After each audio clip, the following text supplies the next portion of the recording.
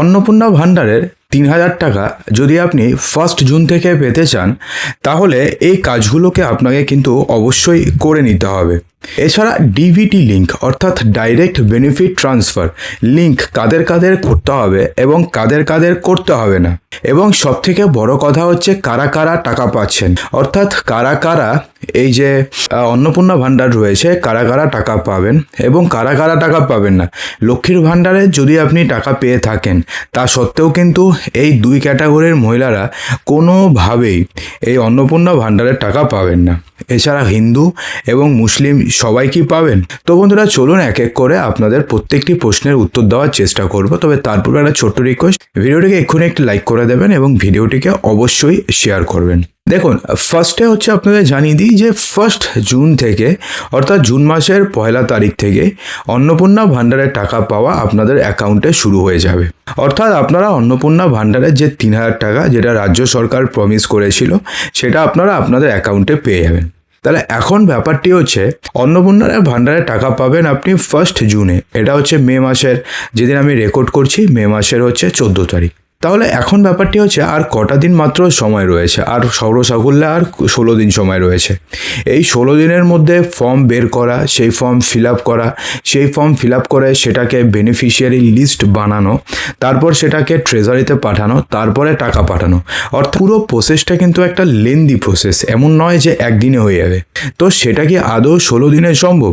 তার উত্তর হচ্ছে 16 দিনে কিন্তু এত বড় প্রসেস, আর এটাতে কিন্তু এমন নয় যে 2,000 বা 3,000 নাম আসবে, কয়েক লক্ষ নাম চলে আসবে, কোটিও হতে পারে। তো সেক্ষেত্রে আপনাদের জানিয়ে দিই যে আপাতত নতুন করে ফর্ম ফিল আপ করিয়ে পুনরায় যে অন্নপূর্ণা ভাণ্ডারে টাকা পাঠানোটা কিন্তু আজকের দিন মতন সেটা কিন্তু পসিবল নয়। তাহলে সরকারের কাছে বর্তমানে কি সম্ভাবনা রয়েছে? দেখুন, লক্ষ্মীর ভাণ্ডারে বেনিফিশিয়ারি লিস্ট সরকারের কাছে রয়েছে।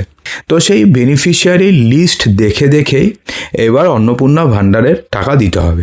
অর্থাৎ যেই লিস্টটি রয়েছে বেনিফিশিয়ারি লিস্ট লক্ষ্মীর ভাণ্ডারে, সেখানে জাস্ট টাকার পরিমাণ যে 1,500 টাকা রয়েছে বা 1,700 টাকা রয়েছে, সেটাকে বাড়িয়ে সেটাকে 3,000 টাকা করে দেওয়া হবে। তাহলে ইজি আছে, তাহলে তার জন্য কাউকে খাটতে হবে না। ইনিশিয়াল পর্যায়ে জাস্ট টাকা আপনাদের অ্যাকাউন্টে ঢুকে যাবে। তারপরে সরকার অনলাইনে নতুন আবেদন ফর্ম নিয়ে আসলো, অফলাইনে আবেদন ফর্ম নিয়ে আসলো, তারপরে আপনারা ফর্ম ফিল আপ করলেন, তারপরে সেই ফর্ম ফিল আপ করে জমা করলেন, তারপরে নতুন করে বেনিফিশিয়ারি লিস্ট হলো, তারপরে নতুন করে টাকা পাওয়া শুরু হলো। সেটা তো পরের ব্যাপার, কিন্তু জুন মাসের 1 তারিখে দিতে গেলে আপাতত এটা ছাড়া দ্বিতীয় কোনো রাস্তা সরকারের কাছে নেই। তো এখন ব্যাপারটি হচ্ছে কারা টাকা পাবেন এবং কারা কারা টাকা পাবেন। দেখুন, অন্নপূর্ণা ভাণ্ডারের টাকা যারা লক্ষ্মীর ভাণ্ডারের টাকা পেতেন তারা সকলে পাবেন। একটা প্রশ্নচিহ্ন রয়েছিল যে এক্ষেত্রে কি ইনকাম সার্টিফিকেট দিতে হবে। এর আগে আমরা অন্নপূর্ণা ভাণ্ডার নিয়ে একটি ভিডিও করেছি, অনেকেই কোশ্চেনটি করেছেন যে ইনকাম সার্টিফিকেট কি লাগবে। দেখুন, আপাতত যেটা মনে হচ্ছে, যেহেতু ভোটের আগে নির্মলা সীতারমণ এসেছিলেন, তারপরে স্মৃতি ইরানি এসেছিলেন, তারা বলে গেছে যে যারা যারা লক্ষ্মীর ভাণ্ডারের টাকা পায় তারা প্রত্যেকে অন্নপূর্ণা ভাণ্ডারের টাকা পাবে, কিন্তু এই দুই ক্যাটাগরির মহিলারা পাবে না।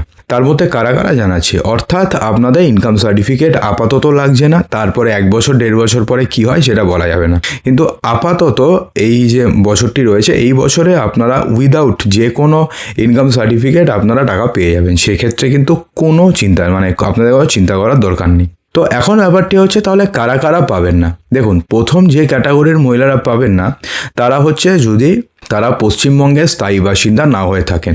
এমন অনেক মহিলা রয়েছেন যারা পশ্চিমবঙ্গের স্থায়ী বাসিন্দা নন, অর্থাৎ তারা ধরুন অন্য রাজ্যের বাসিন্দা, কিন্তু পশ্চিমবঙ্গের বাসিন্দা দেখিয়ে তিনি এতদিন পর্যন্ত লক্ষ্মীর ভাণ্ডারের টাকা পেয়ে যাচ্ছিলেন। সেক্ষেত্রে কেউ দেখার ছিল না, কারোর স্ক্রুটনি করার ছিল না, কারোর ভেরিফিকেশন করার ছিল না, টাকা পেয়ে যাচ্ছিলেন। একবার ঢুকে গেছে, তারপরে কন্টিনিউয়াস তিনি পেয়ে গেছেন। তো এই সমস্ত কেউ যদি থাকে বেনিফিশিয়ারি লিস্টে, তাহলে তারা কিন্তু কোনোভাবে এবার আর অন্নপূর্ণা ভাণ্ডারের টাকা পাবে না। অর্থাৎ পশ্চিমবঙ্গের স্থায়ী বাসিন্দা হতে হবে নাম্বার 1, এবং নাম্বার 2 হচ্ছে ভারতীয় বাসিন্দা হতে হবে। অর্থাৎ যাদের নাম অলরেডি ভোটার তালিকা থেকে বাদ গেছে। দেখুন, ভোটার তালিকা থেকে প্রায় 90 লক্ষের মতন নাম বাদ গেছে, তার মধ্যে যদি আমি 40% ধরি তাও 35 লাখের মতন কিন্তু মহিলা রয়েছে। এই 35 লক্ষ মহিলার নাম কিন্তু বাদ যাচ্ছে ইনিশিয়াল পর্যায়ে, সেটা নিয়ে কোনো কোশ্চেন মার্কই নেই। দেখুন, এটা কিন্তু অগ্নিমিত্রা পলও বলে দিয়েছেন যে যাদের নাম ভোটার লিস্টে থাকবে না বা যাদের নাম ভোটার লিস্টে নেই তারা কিন্তু কোনোভাবে এই টাকা পাবে না। তো এখন ব্যাপারটি হচ্ছে, যাদের নাম ভোটার লিস্টে নেই তারা কিন্তু অলরেডি ট্রাইব্যুনালে অ্যাপিল করেছেন। তো ট্রাইব্যুনাল থেকে যদি সেটা অ্যাপ্রুভ হয়ে যায় তাহলে সেক্ষেত্রে তারপরে আপনি আবার অ্যাপিল করবেন, অ্যাপ্লাই করবেন, তাহলে কিন্তু আপনি পেয়ে যাবেন। কিন্তু ইনিশিয়াল পর্যায়ে আপনারা পাবেন না, এটা কিন্তু চোখ বন্ধ করে বলে দেওয়া যায়। অর্থাৎ তার মানে এই দুই ক্যাটাগরির মহিলারা অন্নপূর্ণা ভাণ্ডারে টাকা পাবেন না, যদিও তারা লক্ষ্মীর ভাণ্ডারে টাকা পাচ্ছিলেন। কিন্তু তাছাড়া সবাই, প্রত্যেকে এই টাকা পেয়ে যাবেন, তাতে তার ইনকাম যাই হোক না কেন। যদি লক্ষ্মীর ভাণ্ডারের বেনিফিশিয়ারি হয়ে থাকেন তাহলে পেয়ে যাবেন। অনেকে আবার কোশ্চেন করছেন যে আমি তো লক্ষ্মীর ভাণ্ডার নিতাম না, তাহলে আমি কি জুন মাসে পাবো? তো যদি লক্ষ্মীর ভাণ্ডারের বেনিফিশিয়ারি লিস্ট দেখে বা ওই লিস্ট দিয়ে যদি অন্নপূর্ণা ভাণ্ডারের টাকা দেওয়া হয় তাহলে জুন মাসে আপনি টাকা পাবেন না, কোনো টাকা পাওয়ার কোনো প্রশ্নই আসছে না। কিন্তু তারপরে যখন নতুন করে যখন ফর্ম ফিল আপ করানো হবে তখন আপনি পাবেন। কিন্তু যদি আপনি বেনিফিশিয়ারি লিস্টে থাকেন তাহলে পেয়ে যাবেন। তো এখন ব্যাপারটি হচ্ছে, ডিবিটি লিঙ্ক কি সবাইকে করতে হবে? ডাইরেক্ট বেনিফিট ট্রান্সফার যেটা রয়েছে বা এইপিএস দুটো থাকে, তো সেটা কি সবাইকে করতে হবে? কাদের করতে হবে, কাদের করতে হবে না? দেখুন, ডাইরেক্ট বেনিফিট ট্রান্সফার যদি আপনাদের অ্যাকাউন্টের সাথে, যদি আপনাদের আধার কার্ড যদি লিঙ্ক থাকে, যদি আপনারা ধরুন আপনি কোথাও থেকে আপনি আঙ্গুলের ছাপ দিয়ে টাকা তোলেন, বায়োমেট্রিক দিয়ে টাকা তোলেন, তাহলে সেই সমস্ত অ্যাকাউন্টে বাই ডিফল্ট ডিবিটি অন থাকে। তো সেক্ষেত্রে আপনাদের ডিবিটি অন করার কোনো দরকার নেই। যদি আপনি কোনো দিনও যদি আপনি বায়োমেট্রিক দিয়ে টাকা তুলে থাকে তাহলে সেক্ষেত্রে আপনাদের ডিবিটি অন আছে, ঠিক আছে? তাহলে সেক্ষেত্রে আপনাদের আর ডিবিটি অন করার কোনো দরকার পড়বে না। তো যদি আপনারা এখনো পর্যন্ত কোনো দিনও আঙুলের ছাপ দিয়ে টাকা তোলেননি তাহলে সেক্ষেত্রে আপনাদের ডিবিটি অন আছে কি আছে না সেটা নিয়ে কিন্তু একটা কোশ্চেন মার্ক। তাহলে সেক্ষেত্রে আপনি কিভাবে এখন চেক করবেন তাহলে আপনাদের ডিবিটি অন আছে নাকি? তো তার জন্য আপনারা যে কোনো যে গ্রাহক সেবা কেন্দ্র রয়েছে বা সিএসসি সেন্টার রয়েছে সেখানে যাবেন, সেখানে গিয়ে একবার আঙ্গুলের ছাপ দিয়ে টাকা তোলার চেষ্টা করবেন। যদি টাকা উঠে যায় তাহলে আপনি ধরে নেবেন যে আপনাদের ডিবিটি অন করা রয়েছে।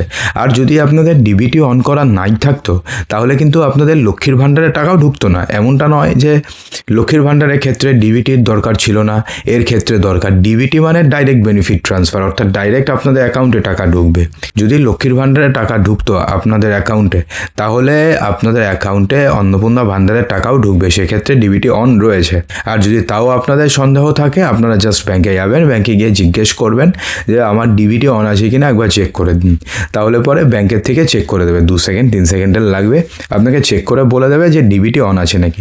সেক্ষেত্রে কিন্তু চিন্তা করার কোনো কারণ নেই।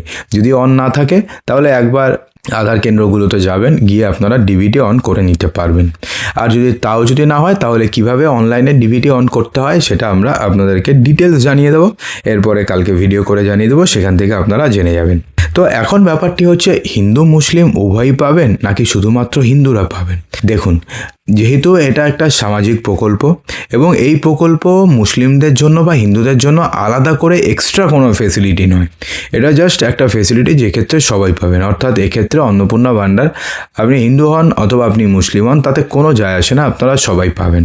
কিন্তু দেখুন, দিলীপ ঘোষ বলেছে যে যেই সংখ্যালঘুদের জন্য এক্সট্রা করে তারা কোনো বেনিফিট দেবে না, অর্থাৎ যেটা কেউ পায় না শুধুমাত্র সংখ্যালঘুরা পেত, সেরকম কোনো এক্সট্রা বেনিফিট তাদেরকে দেওয়া হবে না। যদিও সেটা সরকারিভাবে তিনি বলেননি, সেটা তিনি এমনি ভার্বালি বলেছেন, কোনো অফিসিয়াল গ্যাজেট নেই।